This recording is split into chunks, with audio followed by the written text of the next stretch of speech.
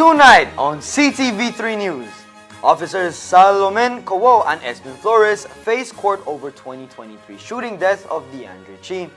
Today, the judge examined the route of pursuit which ended on Otrobenque Road, where the fatal shots were fired. A post-mortem confirms a 1-year-old toddler from Indian Creek died from traumatic brain injury. Confiscation of drugs and illegal guns lead to the detention of several persons in the old capital. And the Orange Walk IT Vet officially launches its new apprentice initiative. These are some of the stories we have for you tonight in our newscast for Friday, May 22nd, 2026.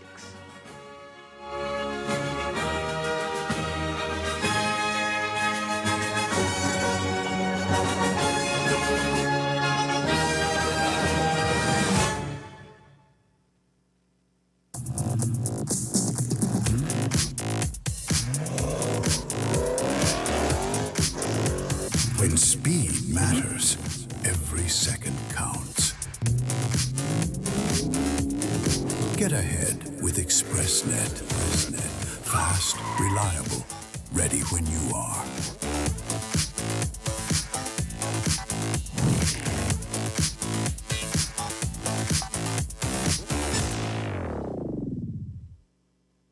From Belize to Mexico, the journey of football's greatest moments will unite nations. Mexico, the only country to host the World Cup 3 times, 1970, 1986, and now in 2026, you can be a part of the game with Centaur. We're sending you and a friend to experience the opening of the World Cup firsthand. 2 tickets, flights, 3-night stay, and daily cash. One incredible opportunity. How to enter? Sign up for one of our new Express Plus bundles. Remember, faster speeds mean more entries. Existing customers, keep your account at 0 balance or pay in advance to be eligible. Plus, engage with us on social media for even more chances to win. The 2026 World Cup in Mexico awaits. Don't just watch, be part of it and score big with Centaur.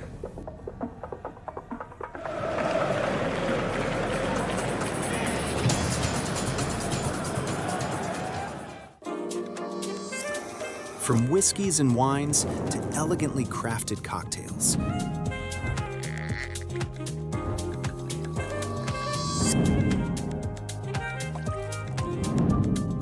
Paired with charcuterie boards and perfectly seasoned steak bites, and much more. Perfect for celebrations, quiet nights, and every special occasion in between. 7 Notes Wine and Spirits, where every sip hits the right note. Stay connected in the USA for as low as $10. With Smart Roaming Data Pass, staying connected is simple and affordable. Get the data you need starting at 1,000 megabytes to stay connected to larger plans that keep you online while you travel across the USA. So you can message, browse, video call, and navigate wherever you go. No SIM swap, no bill shock. Just simple, affordable pricing. Activate easily by dialing *100# using the Smart app or online. Smart Roaming Data Pass. Staying connected the smart way. Smart, bringing people together.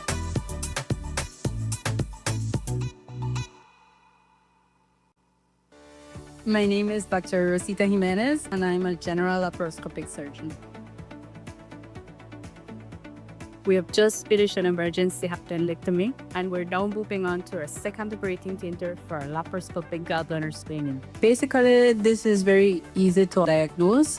Simple abdominal ultrasound or a pan-abdominal ultrasound can give us the diagnosis. Laparoscopic gallbladder removal surgeries, 90 to 80% of the time, are done due to gallstones. However, there are other conditions like tumors, malfunctioning of the gallbladder that also are reasons to get a laparoscopic surgery.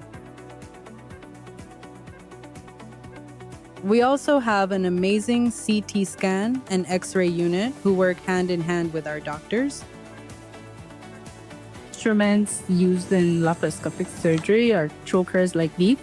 It makes it easy for us to do the surgery through these entry reports.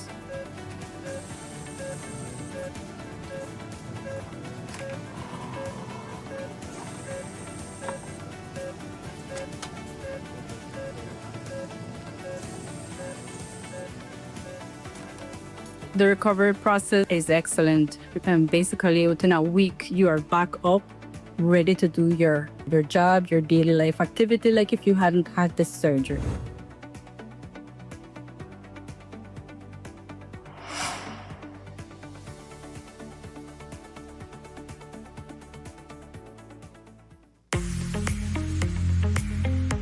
The Orange Walk Town Council is inviting applications from suitably qualified and motivated individuals to fill 5 garbage fee collector positions within our revenue department. Minimum requirements: high school diploma, friendly and people-oriented personality, tech-savvy, must own reliable transportation, preferably a motorcycle, honest and dependable. Interested applicants are asked to submit the following documents: application letter, copy of high school diploma, valid social security card, 2 character references. Applications must be submitted in person to the Orange Walk Town Council office by February 20th, 2026. Join our team and contribute to keeping Orange Walk clean and organized.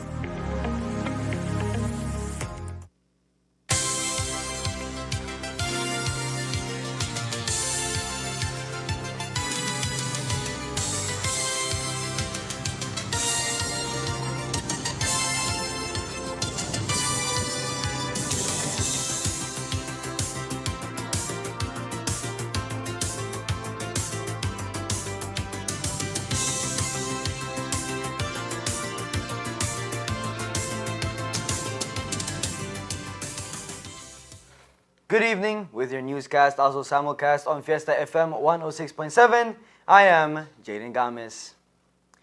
The highly anticipated murder trial of officers Salomon Kuo and Espin Flores began on May 20th of 2026 at the Northern Session of the Supreme Court. The case stems from the March 25th, 2023 fatal shooting of Deandra Chi in Orange Walk Town. This morning, the case continued with the trial judge visiting the entire route of pursuit before Chi got shot on the Otro Benque Road. According to witnesses, the tragic incident unfolded on the night of March 25th, 2023, when Chi was riding his motorcycle through Orange Walk Town. Eyewitnesses report that the police officers opened fire on Chi without warning. On the other hand, the officers involved contend that they fired in self-defense, believing they were under threat after hearing what they had thought was a gunshot during the pursuit of Chi.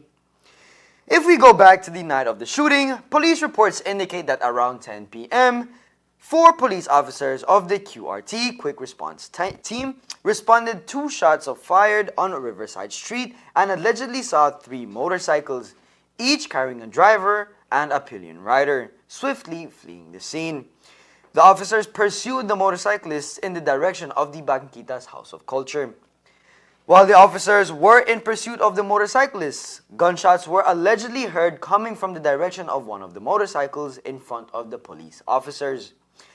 The chase then led through to Otro Benque Road, where one of the motorcycles made a U-turn and 2 shots were allegedly heard as it did so, and that's when the officers returned fire. The driver of that motorcycle, identified as Chi, collapsed to the ground with an apparent gunshot wound to his stomach and was rushed to the Northern Regional Hospital, where he was pronounced dead on arrival. His passenger, 17-year-old Miguel Rivero, was transported to the Northern Regional Hospital, NRH, for medical attention as he complained of a pain in his right leg due to the fall. The officers then canvassed the route and discovered 2.223 expended shells as well as 9mm shell, and a commissioner of police, Chester Williams, told the local media at the time that the shells could have been fired from police firearms, but the officers said otherwise. Contrary to what the official police report stated, Chi's family argued that he was unarmed and that the alleged gunshot heard was the sound of the muffler from the motorcycle. The officer who have been jointly charged with Chi's murder were granted bail of $20,000 each by Justice Derek Sylvester in July of 2024. As we mentioned on Wednesday's newscast, a tragic incident in Indian Creek Village of the Orange Walk District claimed the life of 1-year-old Peter Wall. According to the post-mortem examination, the cause of death was a traumatic brain injury and severe crush injuries to the head, consistent with being run over by a motor vehicle. As reported previously, police responded to the Orange Walk Multi-Care Hospital shortly after 8 p.m. on Sunday, where the child was pronounced dead soon after arrival. According to reports, 28-year-old Isaac Wall, the father of the child, he and his wife, Susanna Wall, were preparing to leave for Shipyard Village around 7 p.m. when he took his 7-year-old son to retrieve their gray Ford F-150 pickup truck parked approximately 100 feet from their home. While driving the vehicle back towards the house, his wife suddenly shouted and signaled him to stop. Upon exiting the truck, Isaac discovered his 1-year-old son Peter lying behind the vehicle, having been run over by the pickup. Medical examinations revealed that Peter had suffered critical injuries, including a fractured skull, broken bones in his right hand and foot, and extensive bruising. Isaac Wall was subjected to a urine test and served with a notice of intended prosecution. The case file has been forwarded to the Director of Public Prosecution for further directives, according to ACP Stacy Smith. Belize is currently managing 12 confirmed cases of measles, with most diagnoses verified through laboratory results, including one case from Belize City. Health officials report that all cases are connected to recent travel to Guatemala, where there is high prevalence of measles. Authorities are actively following up with all patients to ensure they receive appropriate treatment and adhere to isolation protocols aimed at minimizing the risk of further transmission. In response to the outbreak, nationwide surveillance activities have been intensified to monitor and control the spread of the disease. So we have 4 clusters. We have 2 clusters in Punta Gorda. They were different introductions, both related to travel to Guatemala. We have a small cluster here in the Cayo district, and we have also a small cluster in Belize City. That's one case in specific. What happens is, how we define a cluster is that the persons that are related to the initial case, that's considered a cluster. So for example, if there's a household where one person gets sick first, but several other persons in the household then get sick based on that initial sick person, that's what we consider a cluster.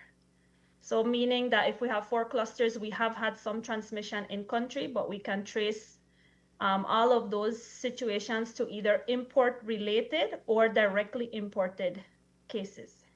Yes, all of our cases are unvaccinated. The youngest case that we had was a 9-month-old, and the oldest case that we had was 54 years old. So we've had a wide range of cases. Of course, we do have several cases in children, and we know that children tend to get complicated more easily. So the case that we had in Belize City was a child that was attending school. We have done contact tracing for any of the exposed students and teachers and parents. We have had very good collaboration from everyone involved. Ring vaccination has started and has almost completed, and all persons who are at risk and at recommendation of the ministry would be currently in isolation. One of the persons that was confirmed did a brief visit on the 2nd of May to the National Agriculture Show. She was there only briefly, and at that point she did not realize that she had measles.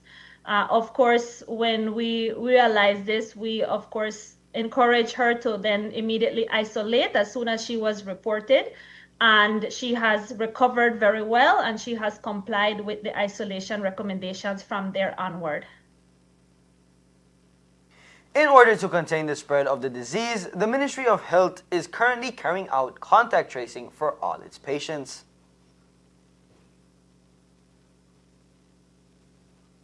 We have done extensive outreach to all persons on the border, and we have informed them of the situation. We have asked them to encourage anyone who's not feeling well to report. We are also in communication with both health authorities in Guatemala and health authorities in Mexico. Operation, vaccination campaigns, etc. So we are working closely with them because we also realize that although at the borders we may have some level of control, there are a lot of informal border entries. So we need to take a holistic approach to this and take the main measure as being vaccinated. Because, like I said, there will be movement. We have a lot of families that have family members on both sides of the border. And so we need to ensure that we are vaccinated so that we do not bring home the disease, or if we do come in contact with somebody, that we don't get sick ourselves.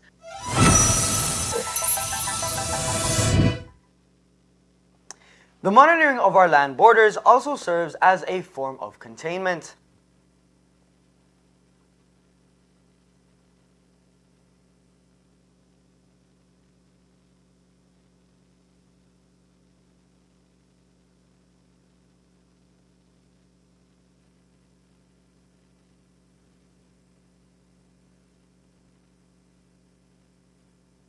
We have done extensive outreach to all persons on the border, and we have informed them of the situation.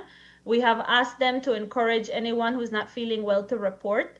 We are also in communication with both health authorities in Guatemala and health authorities in Mexico to facilitate cross-border cooperation, vaccination campaigns, etc. So we are working closely with them because we also realize that although at the borders we may have some level of control, there are a lot of informal border entries. So we need to take a holistic approach to this and take the main measure as being vaccinated. Because, like I said, there will be movement. We have a lot of families that have family members on both sides of the border. And so we need to ensure that we are vaccinated so that we do not bring home the disease, or if we do come in contact with somebody, that we don't get sick ourselves.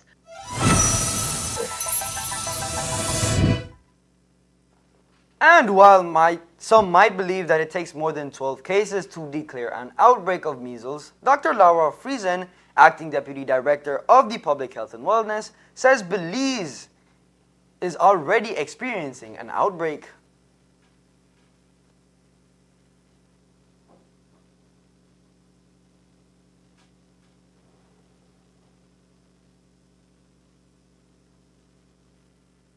One case of measles is considered an outbreak.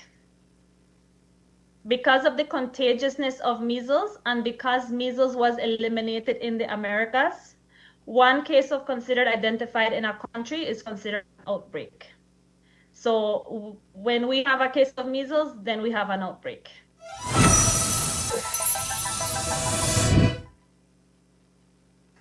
With 12 cases now in the country, the advice is for you to vaccinate, especially if you are considering traveling.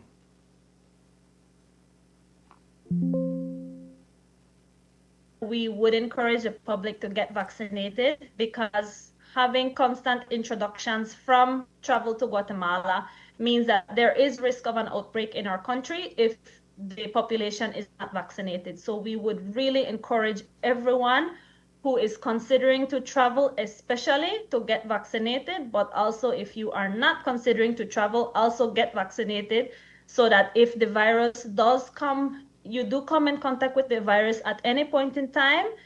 And sometimes this contact can be a contact that you do not realize because it might be a very brief contact. It could be in a public place. It could be in public transportation. So the very, very best thing is for you to get your measles vaccine so that if you would come in contact with the virus, your body is already trained to fight that virus and that infection would not take hold in your body.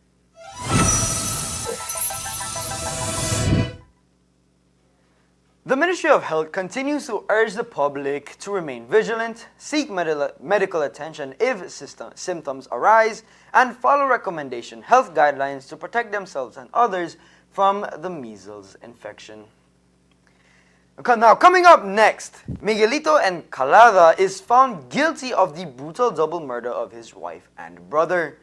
Stay tuned.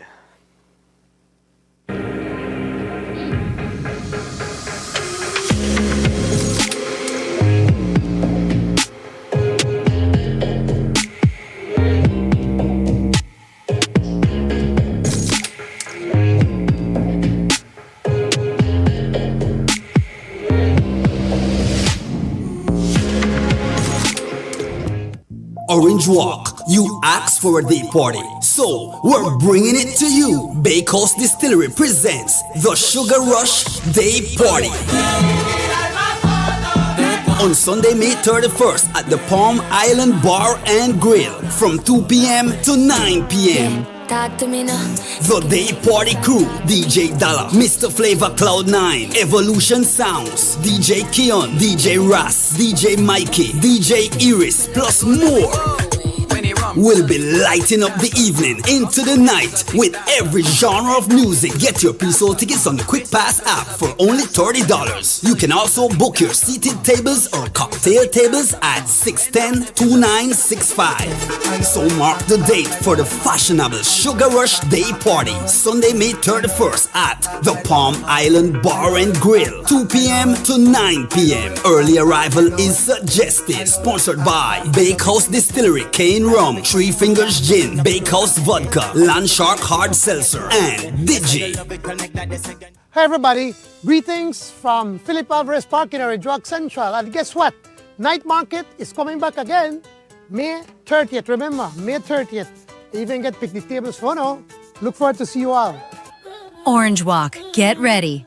The Honorable John Briceño and the PUP Orange Walk Central Executive presents Sugar City Night Market, happening May 30th, 2026 at the Philip Alvarez Park in Orange Walk Town from 6 p.m. until midnight.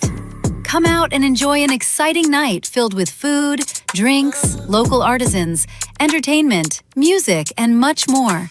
Sponsored by the Orange Walk Central Executive, John Briceño, the Special Envoy of Belize, and the Orange Walk Town Council.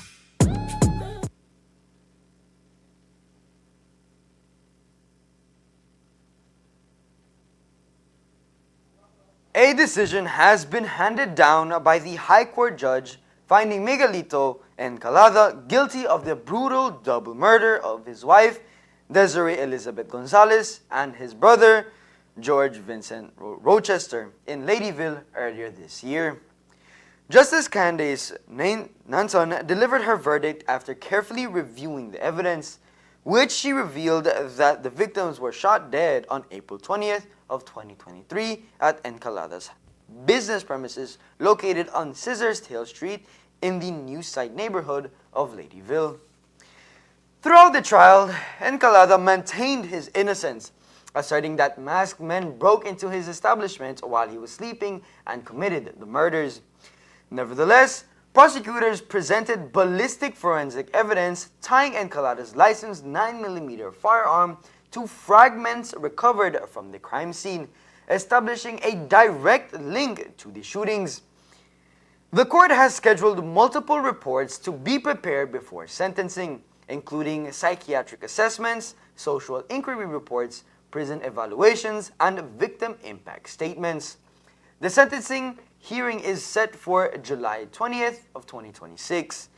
The case garnered significant public interest, partly due to a widely circulated selfie taken at the crime scene featuring Encalada alongside his wife and brother, which was shared extensively on social media. Several persons are in police custody tonight after being charged in connection with separate drug and firearm investigations carried out across the country. First, police jointly charged 22-year-old Aidan Pineda, a 15-year-old minor, both from Key Cocker Village, with possession of controlled drugs with intent to supply and possession of controlled drugs following an operation at their residence. Authorities reported that officers discovered 19 Ziploc bags containing suspected cocaine weighing just over 16 grams, along with 4 bags of cannabis weighing more than 21 grams.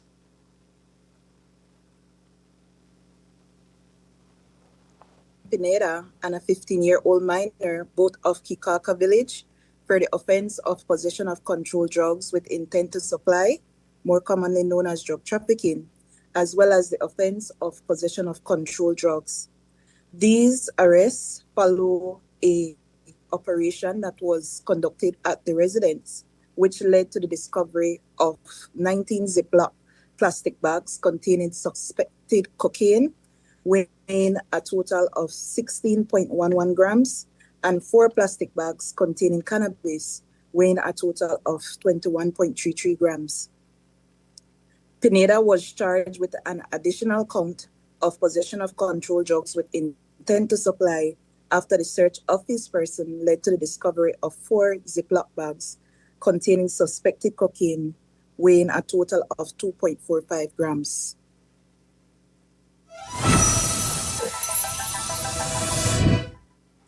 Meanwhile, in Belmopan, officers attached to the Gang Intelligence Investigation and Interdiction Unit carried out an operation on May 20th at a residence in the city where they reportedly discovered 585 grams of suspected crack cocaine.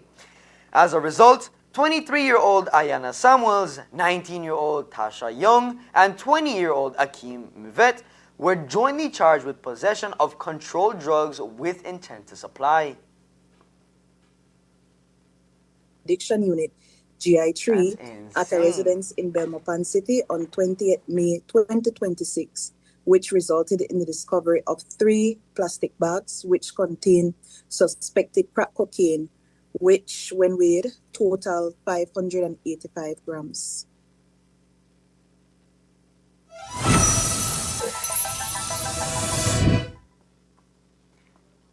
And on the firearms front, 2 Belize City men are facing separate gun-related charges following operations conducted by the Special Patrol Unit.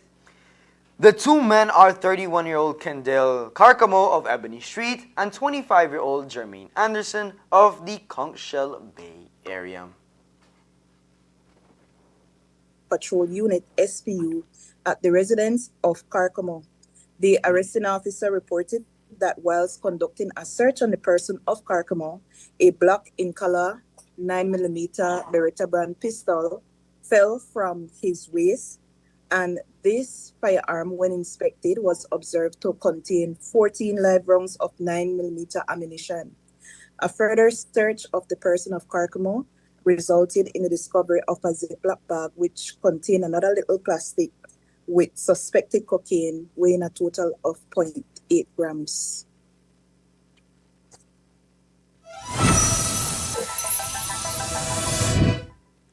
A new apprenticeship training initiative aimed at expanding technical skills and creating a more certified professionals in Belize City was officially launched today at the Orange Walk IT Vet campus.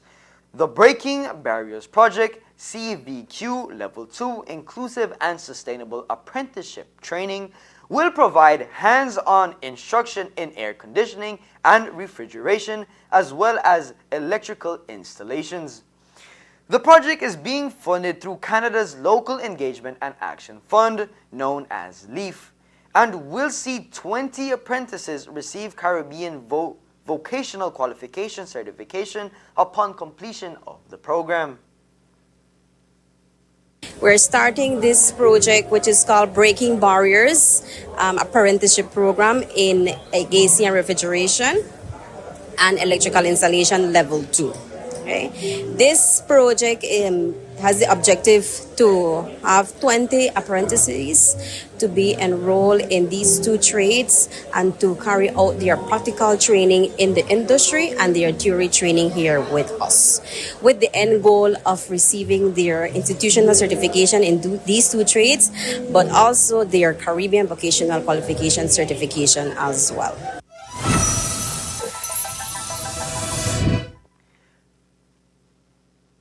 Project manager Cindy Garcia says the initiative represents a long-awaited partnership focused on improving technical and vocational training opportunities in Belize. This is something that we have been envisioning for years now, I must say. And the time is now. Back in September last year, we got the good news that we can apply for this grant. And we put all efforts to apply. And we were blessed to receive the grant from the Local Engagement Action Fund in Canada. And this was thanks to, I must say, thanks to Mr. Elvis Franklin, who is the TVET coordinator in the Ministry of Education. And we got it approved, and we're here now. We are living it, that, we are now implementing that we are on this project. The 8-month program combines classroom theory with practical fieldwork and is expected to conclude in December. Participants will gain industry experience while developing skills needed for employment and growing in technical fields. We first started, like I mentioned, it's the two trades that we have, which is the air conditioning and refrigeration and the electrical installation. And we do have those programs running since September. So we shared this with the students, and they were excited. They showed interest, and they were accepted in the program. So from September, they have been prepared, with the theory and even with the practical. So we must say they have covered enough of the courses, and they are more than ready. Well, they were more than ready to venture out and then be part of the program. And what does it entail for the trainees themselves in terms of being part of the program? Well, first of all, their commitment to be part of the program, the sacrifices that will come. Presently, how the program is being structured is that they go for 2 weeks out in the industry from Monday to Friday. They're there and they're traveling to the city. Some of them are here in town, but most of them are traveling to Belize City. They follow the rules and regulations of the company. In other words, they are part of the company, although they're still our trainees, right? And so they are engaged in the practical training during these 2 weeks. After that 2 weeks, then they come to us for 1 week, where they're now in class to do the theory aspect of the training. So now when they come in class, then they are engaged with the teachers, do the paperwork, the classes as per normal. Then they return another 2 weeks with the industry, return 1 week, and that's the cycle until the project is completed in December. Because this is an 8-month program.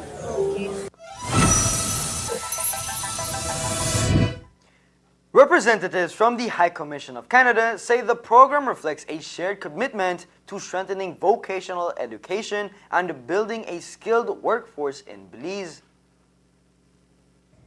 Through Global Affairs Canada's Local Engagement and Action Fund, LEAF, Canada is proud to support initiatives that strengthen skills development, promote inclusion, and respond to evolving labour market needs.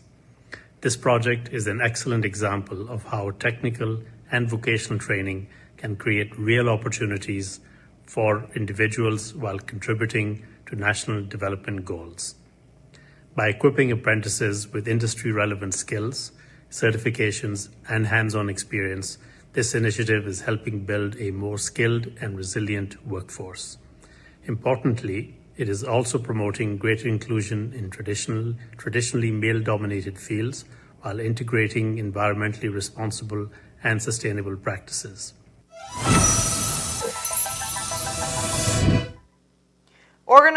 Organizers say they hope the apprenticeship program will be continued beyond the first group of trainees, allowing more students to benefit from certified technical training in the future.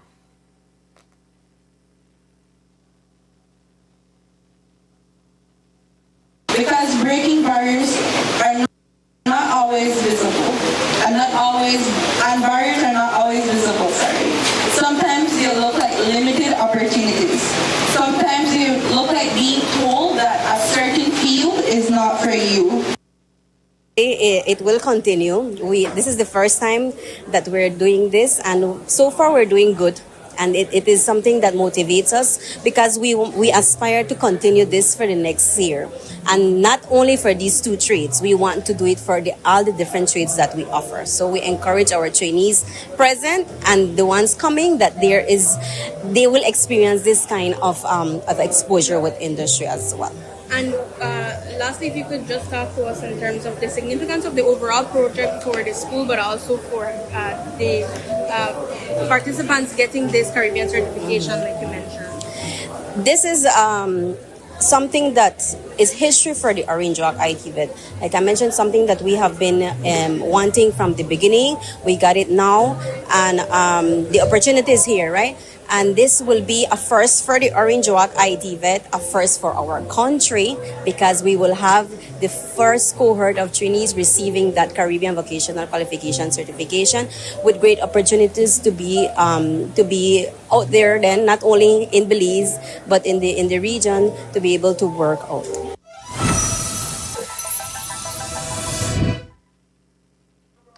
Students at La Inmaculada RC School were given a unique opportunity today to connect classroom learning with the real world as the school hosted its very first Edu Expo.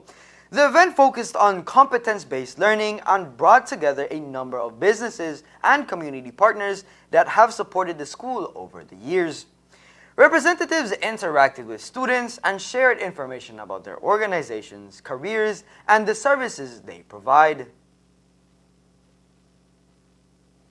The ministry has been promoting the competency-based curriculum. We have engaged fully in that, and we believe that to close off the school year, we could bring that competency-based, the real-life experience to La Inmaculada.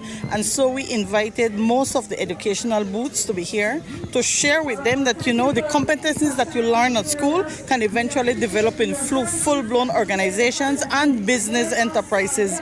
So it was a showcase for them to know what the power of competencies of the competency-based education can lead to.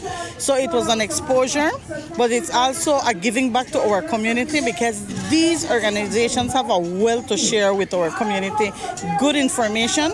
And so we brought the health aspect, we brought the marketing aspect, the trade, and we blended in with the educational part of our program.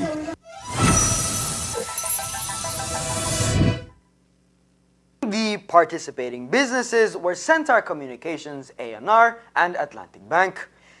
Community partners also took part in the expo, including the Ministry of Agriculture, Belize Marketing and Development Corporation, Sandy Hunter Library, and British Army Training Support Unit in Belize.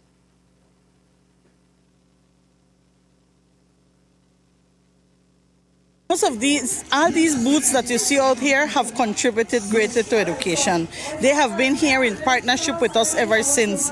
We hear about them, we get their donations, their contributions, but we never know what they're all about. So to us, this is an exposure to our children, to our parents, and to the community. This is a way of partnership. And this is the only way we can move forward, helping out each other. So exposure is good for them, it's good for us, and it keeps us united. Throughout the day, students were able to learn more about different industries and career paths while seeing how classroom lessons can be applied in real-life situations. The school also showcased projects and activities students have been working on during their academic year. It has been weeks of preparation, getting ideas, picking up from experience. The last experience we had was the trade show in Belmopan. We went to see, more or less what's happening around and say, how can we do a miniature one for Orange Walk for our school? We also had to reach out to other schools that have had the opportunity to do expos and get ideas from them. So it has been weeks of preparation. Our teachers have been fully on board. Our parents were communicated to exactly what was taking place. But more than that, we wanted to showcase what La Inmaculada is doing. If you notice, we had some wonderful presentations that have come through a year of practice. We even have what we call the Green Touch, which is the environmental group. We have the La Inmaculada Musical Horizon, which is teaching music to our kids. We have the Drum Corps. We have the dance groups that are choreographed by experts and the teachers. We have the art group that actually, I don't know if you have had the break to see their paintings. And this all comes out from the hard work of teachers and the community. And this is what I've believed. Once the community and the teachers can join up, we can have a powerful town full of children that are able to do a bit of everything.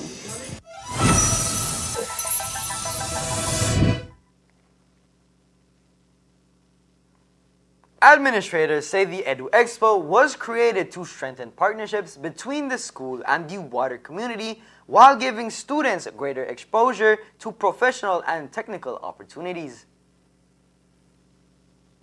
Well, this is the first time we're doing it. It's an experience.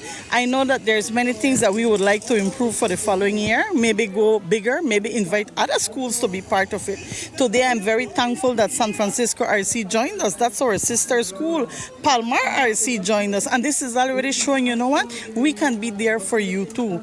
And bottom line, the auditorium is at the center of our minds right now. How are we going to get a La Immaculada auditorium up? Over a century has gone by and we still cannot get this auditorium up. I must thank the support of many, including our Prime Minister. We have that auditorium where it is today, but it's not moving. And so ventures like this help us gather some funding because we got to get to that project. That auditorium has to become a reality. And in projects like this, the community gives us, and this is how we are getting some little income to go towards that. So the expo also forms part of fundraising towards that dream. Organizers are hopeful the initiative will become a yearly event on the school's calendar and say future expos could also help support the school's long-term goal of completing its auditorium. There is more news after the break. Stay tuned. From whiskeys and wines to elegantly crafted cocktails.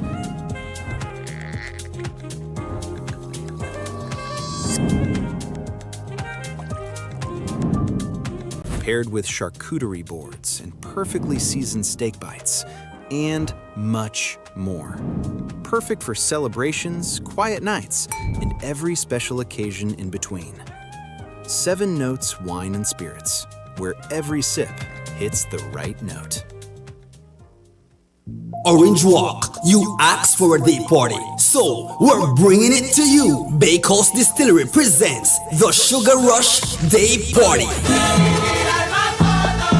On Sunday, May 31st at the Palm Island Bar and Grill from 2 p.m. to 9 p.m. Talk to me now. The Day Party Crew, DJ Dalla, Mr. Flavor Cloud9, Evolution Sounds, DJ Keon, DJ Ras, DJ Mikey, DJ Iris, plus more. We'll be lighting up the evening into the night with every genre of music. Get your pre-sold tickets on the Quick Pass app for only $30. You can also book your seated tables or cocktail tables at 610-2965. So mark the date for the fashionable Sugar Rush Day Party, Sunday, May 31st at the Palm Island Bar and Grill, 2 p.m. to 9 p.m. Early arrival is suggested. Sponsored by Bakehouse Distillery, Cane Rum, Three Fingers Gin, Bakehouse Vodka, Landshark Hard Seltzer, and Digi. My name is Dr. Rosita Jimenez, and I'm a general laparoscopic surgeon. We have just finished an emergency appendectomy, and we're now moving on to our second operating theater for our laparoscopic gallbladder screening. Basically, this is very easy to diagnose. Simple abdominal ultrasound or a pan-abdominal ultrasound can give us the diagnosis. Laparoscopic gallbladder removal surgeries, 90 to 80% of the time, are done due to gallstones. However, there are other conditions like tumors, malfunctioning of the gallbladder that also are reasons to get a laparoscopic surgery. We also have an amazing CT scan and X-ray unit who work hand in hand with our doctors. Instruments used in laparoscopic surgery are chokers like these. It makes it easy for us to do the surgery through these entry ports.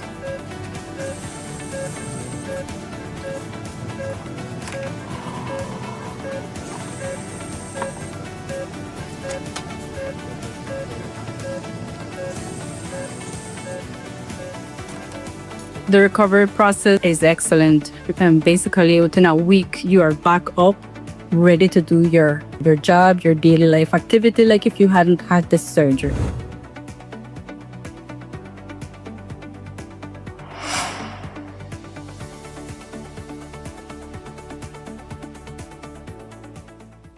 From Belize to Mexico, the journey of football's greatest moments will unite nations. Mexico, the only country to host the World Cup 3 times, 1970, 1986, and now in 2026, you can be a part of the game with Centaur. We're sending you and a friend to experience the opening of the World Cup firsthand. 2 tickets, flights, 3-night stay, and daily cash. One incredible opportunity. How to enter? Sign up for one of our new Express Plus bundles. Remember, faster speeds mean more entries. Existing customers, keep your account at 0 balance or pay in advance to be eligible. Plus, engage with us on social media for even more chances to win. The 2026 World Cup in Mexico awaits. Don't just watch, be part of it and score big with Centaur.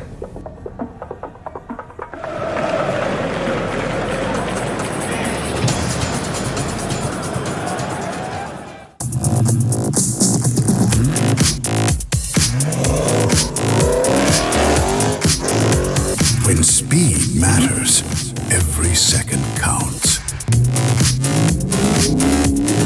Get ahead with ExpressNet. Fast, reliable, ready when you are.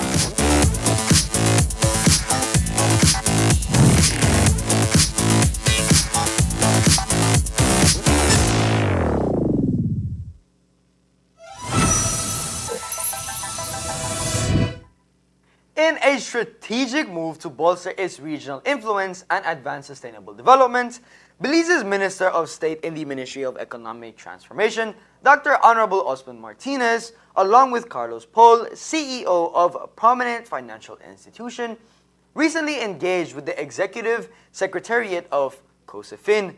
The meeting was led by Dr. Federico Rivera Romero and focused on preparations for Belize's upcoming pro-tempore presidency scheduled for the latter half of 2026.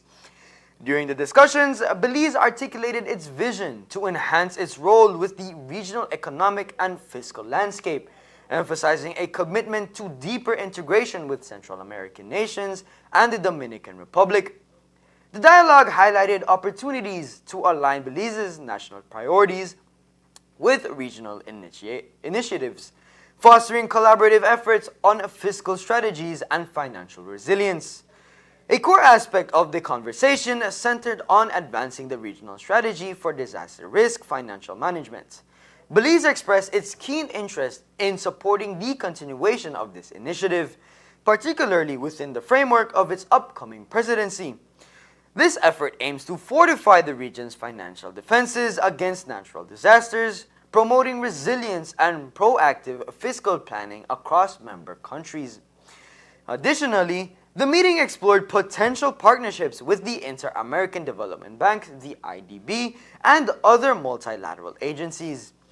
These collaborations are envisioned to create platforms for regional dialogue on pressing issues such as climate change, sustainability, resilience, and territorial development, key themes that align with Belize's goal of positioning itself as a hub for regional cooperation and sustainable growth. From an economic development perspective, discussions also focus on sectors with high potential for diversification and added value.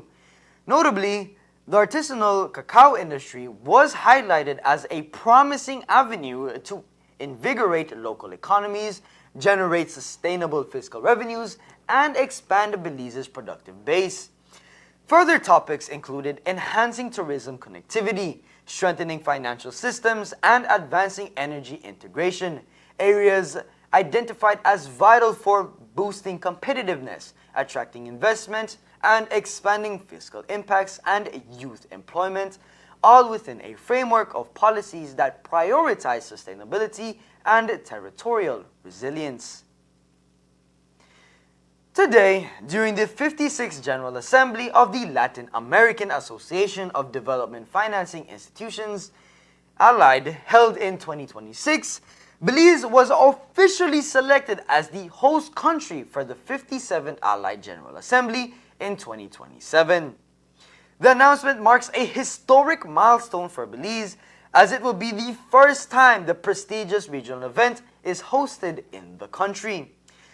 The event will be hosted by the Development Finance Corporation, DFC, bringing together over 200 top-level executive and representatives from leading development banks, commercial financial institutions, multilateral agencies, and international financial organizations from across Central and South America, the Caribbean, and the wider Western Hemisphere.